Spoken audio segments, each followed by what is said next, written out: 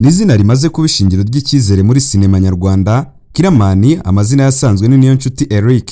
Abakunzi ba filime bamumenye mu myambaro yari rutoroshye, guhangana, ubugome, intambara y'amarangamutima ndetse no kugenzura inkuru yihariye mu buryo ashyira amarangamutima mu mwuga we maze agatangaza benshi. Ikaze kuri Show Business Rwanda, aho tugiye kurebera urugendo rw'uyu Killaman rutoroshye kuva acuruje ibisheke akambara inkweto imwe mu mwaka kugeza ubu ngubu habaye umukoresha ndetse akaba umukinnyi wa filimi ku rwego rwo hejuru, akaba boss utanga akazi.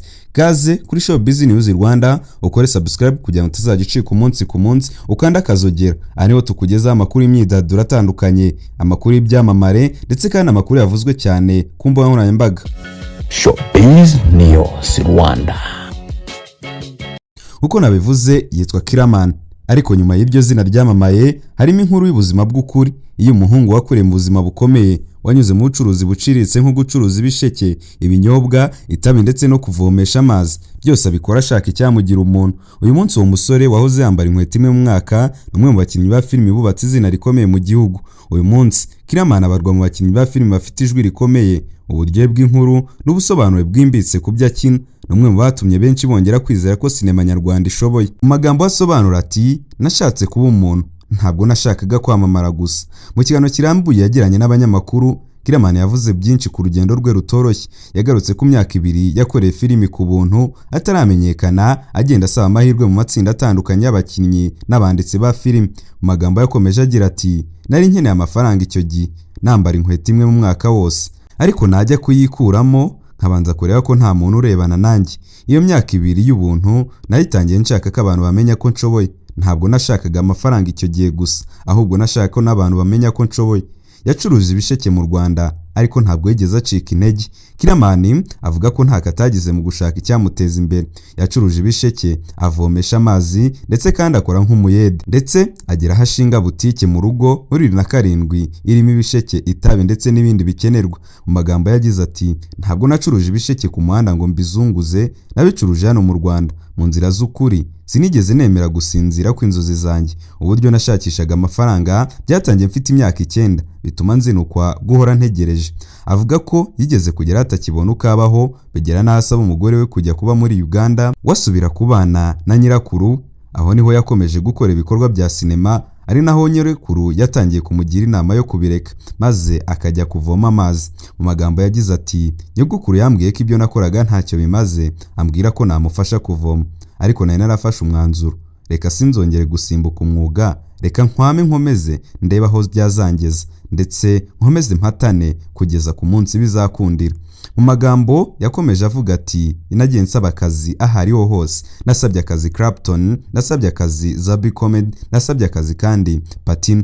Muri icyo gihe Killaman avuga ko ariwe wagiye asaba itsinda rya Zabi Comedy gukorana muri Miss Murenge, asaba Clapton kumushyira muri Mugisha na Rusine, ndetse anegera Patino amusaba uruhare muri comedy. Ati, hari abambwiraga ko ntacyo nzageraho kubera ko nakinaga filimi nyinshi, abandi bati sinshobora kuba umukinnyi ukomeye, ariko njye ntabwo nigeze mbumva. Nari nzi ko igihe nikigera abantu bazabona itandukaniro. Yatangiye sinema ku mugaragaro muri 2016, ariko 2023 iza kumubera intangiriro nshya.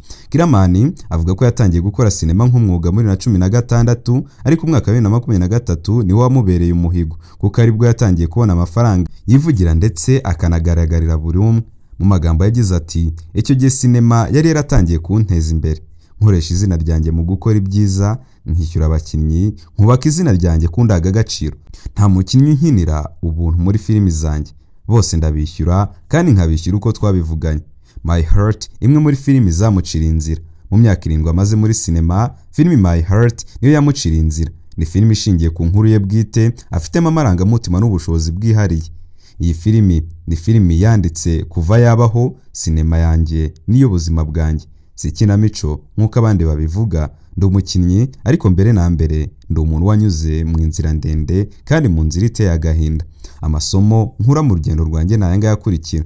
Yanzuye avuga ko urwo yagezeho arukesha kudacika intege, gukomera ku muryango we ndetse no kumenya icyo ashaka. Ashimangira uko kagenda akura atifuza kuzamuka wenyine. Mu magambo agira ati, ubu sinshakira amafaranga njye nyine, ndashaka ko n'abakinnyi dukorana bagira icyo bageraho.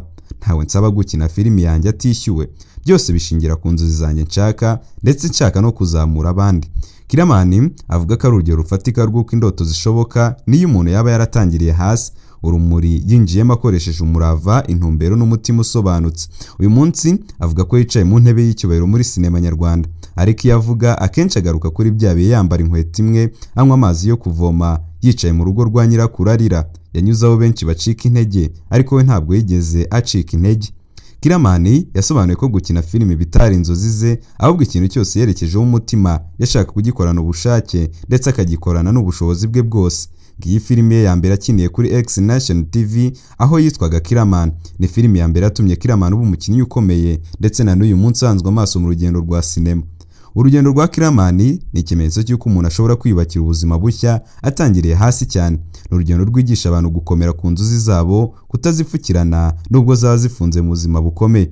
Mu gihe abenshi batangiraga sinema bagenanwaga gahimbazwa musiki, we yakomeje gukina filimi imyaka 2 yose kandi ayikinira ubuntu. Yatangiye asaba amahirwe mu matsinda atandukanye adatezuka nubwo benshi bagendaga bamuca intege. Killaman yarangije kuba umukinnyi usaba akazi, ahinduka umuyobozi utanga akazi. Ibyo yanyuzemo byamutoje gukorera abandi nk'uko watigeze agirirwa. Aha niho havuka ubumuntu n'ubuyobozi bufite ishingiro. Ntiyemera ko undi mukinnyi akina ku buntu filimi ze kandi azirikana ko ubuzima bugoye bumeze.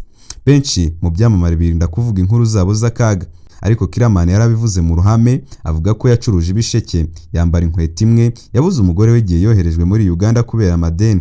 Ibi si intege nke, ahubwo ni ubushobozi bwo kwiyakira, ari nabwo bugira umuntu mukuru kandi umuntu ushobotse. Nguko rero iyi ni Show Business News Rwanda, ukore subscribe na follow kugira ngo tuzacike umunsi ku munsi. Ese inkuru ya Killaman ikwigishije isomo? Siga igitekerezo cyawe muri comment. Turakoze cyane. Anzikazi Clarisse Karasira uzwi mu ndirimbo zirimo Ndagukunda, Ntizagushuke, Nge Nawe n'izindi zubakiye ku muco n'ukwemera, ari mu byishimo nyuma kwibaruka umwana we wa kabiri w'umuhungu yise Kwema Right Fitzgerald. Uyu mwana yavutse asanga imfura yabo yitwa Kwanda w'imyaka 3, yabyaranye n'umugabo we Ifasha nayo Sylvain Joy, bashyingiranwe muri 2021. Kuri wa gatatu tariki ya 9 Nyakanga 2025 Clarisse yagaragaje aya makuru abinyujije ku rukuta rwe rwa Instagram, aho yashyizeho ifoto igaragaza intoki z'abantu bane, ize n'uzi umugabo we, imfura yabo ndetse n'iy'uwo mwana wavutse. Aya ni amakuru tugiye kugarukaho muri aka kanya, ndetse kandi ku rundi ruhande hari inkuru mfite n'ubundi nshaka ko tubanza tukaganiraho by'umunota umwe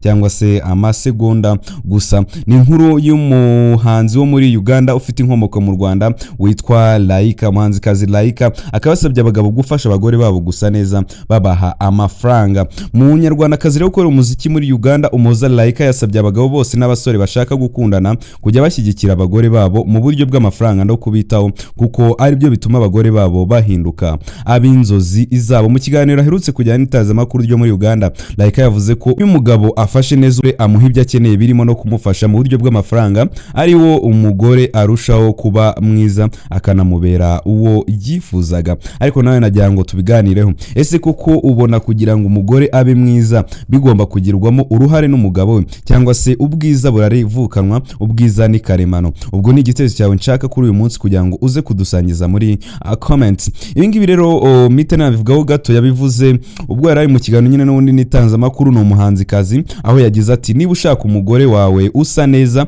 uteye neza kandi ukeye, ugomba kumwitaho no kumushyigikira, icyo gihe nibwo aba uwo wifuzaga. Yongeyeho kandi ko n'abagore bagomba kwiyitaho no kwimenya, kuko uko basa ibyo bintu ari byo bya mbere bikura abagabo. Ati nk'umugore uko usa ni ingenzi cyane, kuko nicyo kintu cya mbere umugabo abona. Laika yavuze icyo ashingiraho mu guhitamo umugabo. Ibyo ntabwo turabigarukaho kubera ko n'undi Laika ntabwo ari umuntu dusanzwe tuzi cyane hano mu Rwanda, ntabwo ari umuntu dukunda kugaruka cyane. Ariko nanone ni icyo gitekerezo cyawe nashakaga, se kuko kugira ngo umugore abe mwiza cyangwa se umugore agaragare neza, umugabo agomba kubigiramo uruhare cyangwa se ubwiza buravukanwa? Tubwire igitekerezo cyawe muri comment. Tugarutse rero kuri iyi nkuru ya Clarisse Karasira, kuwa 27 Kamena 2025 nibwo Clarisse yatangaje ko agiye kwibaruka umwana wa kabiri. Icyo gihe yatangaje inkuru yifashishije amashusho yashyize hanze ari kumwe n'umugabo we w'umwana wabo bise Kwanda w'imfura. Yaherekeje amagambo agaragaza ko ashimiye Imana imirimo iri kugenda ikora mu buzima bwe ndetse n'umuryango we.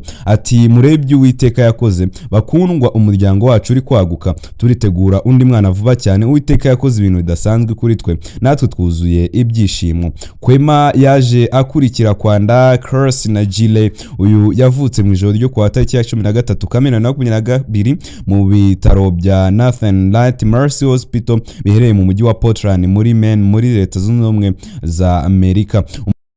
Clarisse Karasira yarushinze na ifasha bayo Sylvain de Joy mu muhango wabere kuri Christian Life Assembly cyangwa se SLA, urusengero ruherereye i Nyarutarama mu mujyi wa Kigali tariki ya 2 Gicurasi 2021. Clarisse Karasira rero na ifasha bayo bahuye muri 2017 mu gitaramo cyo kwibuka umuhanzikazi Kamariza. Ifasha bayo wari mu ikipe itegura iki gitaramo yahuye na Karasira ubwo yaragiye kukimutumiramo, ubucuti bwabo butangira ubwo ubucuti bwabo bwarushagaho kwaguka, ni nako ifasha bayo yagendaga afata izindi nshingano nko gufata umukunzi we by'umuziki akamufasha mu by'umuziki ndetse n'ibindi bigiye bitandukanye. Ngayo nguko rero ubwo n'ibyishimo mu muryango wa Clarisse Karasira, ari mpamvu nanababwira buti mubabwire muti congratulations Clarisse Karasira, ni mumukunda umubwire uti congratulations kubw'imfura yawe ndetse kandi kubw'umwana wa kabiri wibarutse. Ndabakunda cyane, nitwa Florence, kore subscribe na follow kugira ngo tuzagicikwa umunsi ku munsi. Showbiz News Rwanda.